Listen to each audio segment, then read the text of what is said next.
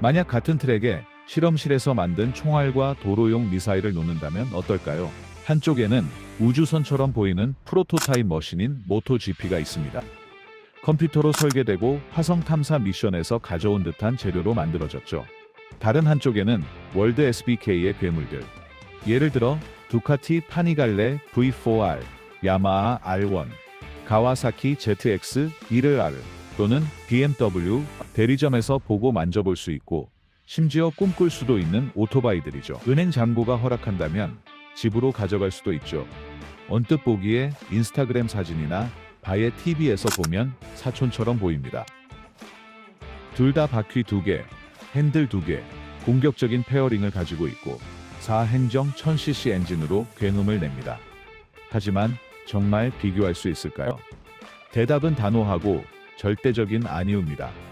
그리고 오늘은 왜 그런지 말해줄 뿐만 아니라 모든 기술적 세부사항, 모든 나사, 모든 위인과 전자장치의 모든 코드라인을 자세히 살펴볼 겁니다. 다시는 헷갈리지 않도록요. 준비하세요. 우리는 공학의 보석 같은 엔진, 날지 못하는 날개, 그리고 수백만 유로와 랩당력, 1초로 측정되는 기술적, 경제적 격차에 대해 이야기할 겁니다. 하지만 엔진 회전수가 올라가 트랙에서 정신없이 달리기 전에 한 가지 궁금한 게 있어요. 순수한 속도와 최첨단 기술을 생각할 때 눈을 감고 상상하는 당신의 꿈의 바이크는 모토GP인가요? 아니면 슈퍼바이크인가요? 아주 쉬워요. 그냥 댓글에 한 단어로 남겨주세요. 프로토타입 아니면 양산형. 딱 한 단어만요. 어떤 쪽을 더 좋아하는지 알 수 있게 말이죠. 그리고 이 엔진 소리에 소름이 돋고 이런 영상이 더 보고 싶다면 지금 바로 구독 버튼 누르고 알림 설정도 해주세요. 자, 본론으로 들어가 보죠. 말 그대로 엔진입니다. 모토GP에서는 진정한 금속공학과 기계공학의 예술 작품을 만날 수 있습니다. 1000cc 엔진에 대해 이야기하고 있는데 현재 구성으로는 300마력을 훨씬 뛰어넘습니다. 네, 잘 들으셨어요. 300마력 이상입니다. 그리고 가장 놀라운 건 출력뿐만이 아니라 전체 패키지입니다. 이 모든 것이 규정상 157kg밖에 나가지 않는 바이크에 장착되어 있죠. 출력대 중량비는 그야말로 미쳤습니다. 마치 포뮬러1 자동차 같은 수치인 바퀴가 2개 달린 거죠. 이 엔진을 만드는 재료들은 다른 행성에서 온 것 같아요. 단조 티타늄 피스톤, 티타늄 커넥팅 로드, 마그네슘 블록, 특수 코팅된 밸브까지 모든 것이 단 하나의 목적을 위해 설계되었습니다. 바로 회전하는 거죠. 레이스 스프린트 중 분당 18, 연환체매 회전수를 기록하죠. 비록 그게 의미하는 바는 수명이 고작 몇천 킬로미터밖에 안 된다는 거지만요. 아마 두세 번의 그랑프리 주말 정도일 겁니다. 이제 패독 울타리를 넘어 월드 SBK 챔피언십으로 가보죠. 여기서는 제작 철학이 완전히 반대입니다. 모든 것의 기본은 양산형 엔진이죠. 일반 도로용 오토바이에서 볼 수 있는 것과 똑같아요. BMW M-W, M-RR이나 레이싱용 두카티 파니갈레 V4R 같은 경우 레이스하향에서 220에서 240마력 정도의 엔진을 말합니다. 그리고 규정상 최소 무게는 168kg 이상이죠. 모토GP보다 거의 12kg 더 무겁다는 얘기입니다. 가속, 제동, 방향 전환의 차이는 엄청납니다. 슈퍼바이크에서는 엔진 블록, 변속기, 그리고 카울링의 전반적인 외관이 그리고 셰시는 구매할 수 있는 오토바이에서 나와야 합니다. 대리점에서요. 개조할 수 있나요? 물론이죠. 실린더 헤드를 가공하고 캠축을 바꾸고 부품을 경량화합니다. 하지만 완전히 새로 만들 수는 없죠. F1과 번호판 달린 레이싱카의 대결이죠. 실험실 프로토타입과 길들여졌지만 야생적인 짐승의 대결입니다. 엔진장이라면 셰시와 공기역학은 그 모든 힘을 조율하는 뇌와 근육입니다. 모토GP는 수년간 항공산업을 무색하게 할 만한 무자비한 공기역학 전쟁에 빠져 있습니다. 헤어링에서 볼 수 있는 그 작은 날개들, 부속물들, 이중 바닥은 장식이나 디자이너의 변덕이 아닙니다. 엄청난 공기역학적 하중을 발생시키는데 여기에는 두 가지 중요한 임무가 있습니다. 라이더가 코너를 벗어나 가속할 때 앞바퀴가 노면에서 떨어지는 것을 방지하고 흡착판을 단 것처럼 오토바이를 아스팔트에 붙여서 코너를 훨씬 더 빠르게 통과할 수 있게 해줍니다. 셰시는 탄소 섬유 또는 항공 우주 등급의 알루미늄으로 만들어집니다. 하이드로포밍 기술이나 CNC 밀링으로 제작되는데 이는 생산 라인에서 복제할 수 없습니다. 각 셰시는 고유하며 특정 라이더와 주행 스타일에 맞춰 설계됩니다. 월드 SBK에서는 공기역학이 규정에 의해 훨씬 더 제한적입니다. 여러 프로파일과 움직이는 윙 같은 기발한 발명품은 허용되지 않습니다. 그리고 슈퍼바이크의 셰시는 보통 튜브형 강철이나 알루미늄으로 만들어지지만 순정의 본질과 기하학적 구조는 유지해야 합니다. 그게 실제로 뭘 의미하는지 아세요? 오토바이가 더 무겁고 어떤 면에서는 덜 단단하다는 거죠. 하지만 움직임은 더 안정적이고 예측 가능합니다. 특히 트랙을 벗어났을 때 말이죠. 트랙을 벗어났을 때요. 사실 모토GP로 넘어간 토프락 라즈가리오글루 같은 선수들은 인터뷰에서 계속해서 말합니다. 적응이 정말 힘들다고요. 왜냐하면 느낌이 오토바이의 느낌이 완전히 다르기 때문이죠. 그 자신도 마치 다른 행성의 오토바이를 타는 것 같다고 했어요. 모든 것이 더 정밀하고 반응이 더 빠르며 거의 오차범위가 없다고요. 오차범위가 없다고요. 슈퍼바이크에서 모든 것을 이기고 아무것도 없는 상황에서 추월을 만들어내는 선수인데도 말이죠. 바로 여기서 기술이 결정적으로 그 영역을 확정짓습니다. 현재의 모토GP는 바퀴 달린 컴퓨터, 두 개의 타이어 위에 있는 데이터 센터입니다. 전자기기는 너무나도 발달해서 뒷바퀴 미끄러짐, 윌리 컨트롤 또는 안티 윌리, 엔진 브레이크, 심지어 앞뒤 브레이크 배분까지도 거의 자율적으로 관리하여 라이더가 300마력의 괴물을 매번 가속할 때마다 충돌하지 않고 길들이도록 돕습니다. 브레이크 말인데 모토GP에서는 카본 디스크를 사용합니다. 이 브레이크는 700도 이상의 초고온에서 작동하며 오토바이를 멈출 수 있습니다.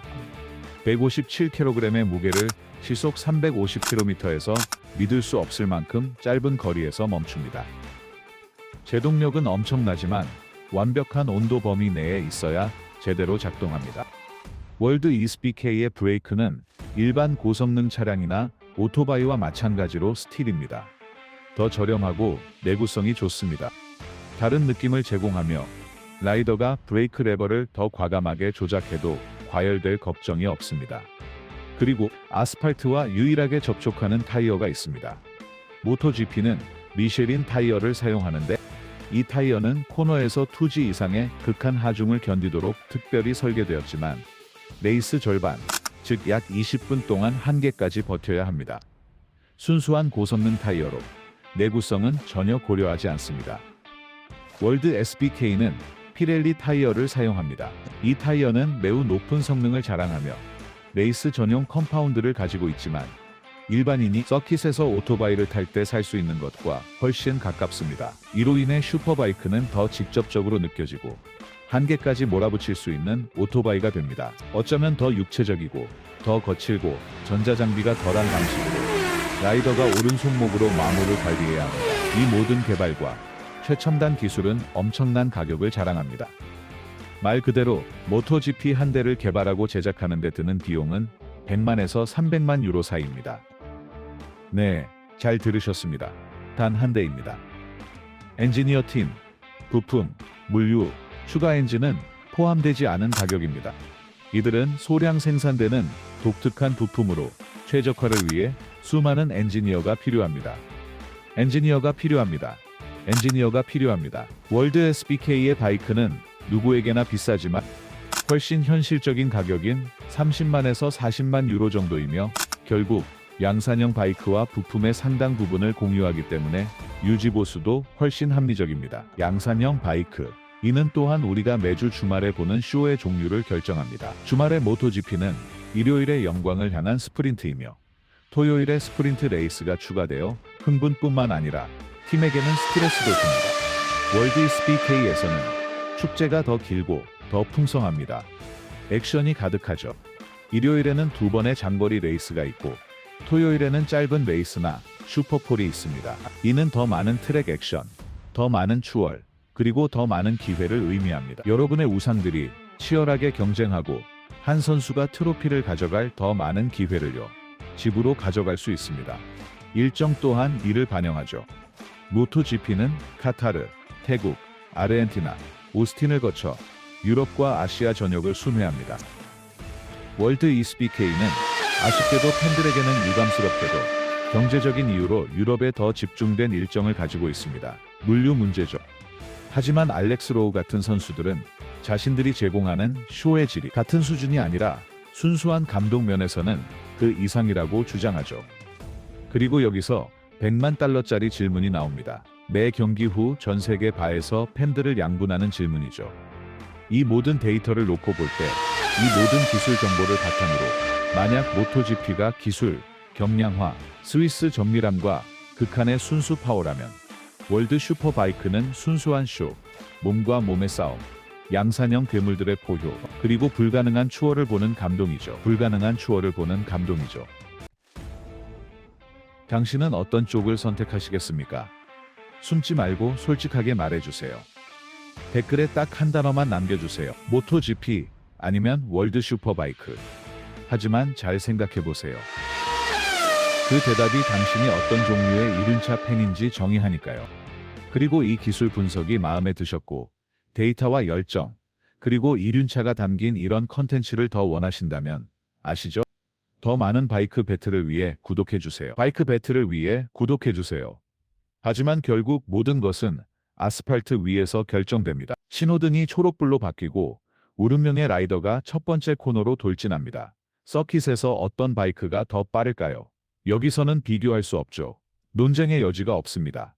모토GP는 더 가벼운 무게, 더 강력한 출력, 그리고 극한의 공기 역학 덕분에 전 세계 어떤 서킷에서도 랩당 몇 초 더 빠릅니다. 아라곤처럼 스톱 앤 고 트랙이든 필립 아일랜드나 무젤로처럼 아주 빠른 트랙이든 말이죠. 순수한 논리이자 응용 물리학이죠. 하지만 더 빠르다고 해서 더 좋은 볼거리라는 뜻은 아닙니다. 사실 많은 팬들과 전문가들은 슈퍼바이크가 더 무겁고 전자 보조 장치와 공기역학적 요소가 적어서 더 공격적인 주행, 통제된 드리프트, 치열한 휠-투-휠 싸움, 그리고 더 많은 불가능에 가까운 추월을 가능하게 한다고 말합니다. 완벽하고 정교한 펜싱 선수를 보는 것과 경기장에서 땀과 피를 흘리며 싸우는 검투사를 보는 것의 차이랄까요? 모토GP와 월드 SBK는 적이 아니며 팬들을 공유하더라도 직접적인 경쟁 관계는 아닙니다. 같은 동전의 양면이자 모터사이클을 이해하는 두 가지 방식이죠. 하나는 미래를, 바퀴 달린 실험실을, 돈과 기술의 한계가 없을 때 무엇을 할 수 있는지를 보여줍니다. 다른 하나는 현재를, 우리가 거의 만질 수 있는 오토바이에 대한 열정을 나타냅니다. 우리가 가진 것, 우리가 사고 주말에 즐길 수 있는 것으로 만들어진 것이죠. 폐대계의 격언처럼 좋은 챔피언십을 위한 자리는 충분합니다. 프로토타입과 좋은 양산형 챔피언십을 위한 자리는 충분합니다. 사실 서로가 필요합니다. 모토GP는 결국 슈퍼바이크에 도달하는 기술을 개발하고 슈퍼바이크는 양산형 오토바이에 대한 열정의 불꽃을 살려줍니다. 프로토타입과 양산형 파생 모델 간의 전쟁은 계속될 것입니다. 탱크에 휘발유가 있고 포럼이나 술집에서 토론할 팬들이 있는 한 말이죠. 이제 말해봐.